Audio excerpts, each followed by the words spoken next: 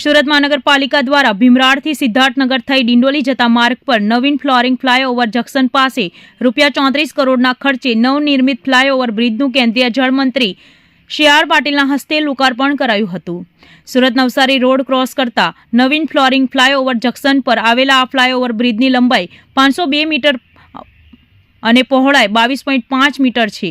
Flyover bridge 45 metre પહોળા CC road સાથે ભીમરાડ વિસ્તારને જોડે છે, જ્યારે બ્રિજનો બીજો છેડો ભેસ્તાન અને કરડવાને જોડાતા સિદ્ધાર્થનગર ખાતે ચાલતા રેલવે ઓવરબ્રિજના કામ સાથે સંકળાયેલો છે. આ બ્રિજના નિર્માણથી હાલમાં બ્રિજની નજીક આવેલા ભગવતીનગર ઇન્ડસ્ટ્રીયલ તેમજ ઉધના મેઇન રોડ ઉપરથી પસાર થતા વાહનોમાં ટ્રાફિકની રાહત થશે.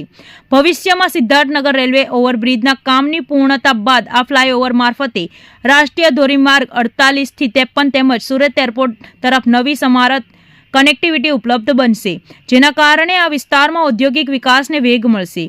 આ પ્રસંગે મેયર શ્રી દક્ષેશભાઈ માવાણી, ધારાસભ્ય શ્રી મનુભાઈ પટેલ, મનપાના અધિકારી કર્મચારીઓ તથા નાગરિકો ઉપસ્થિત રહ્યા હતા.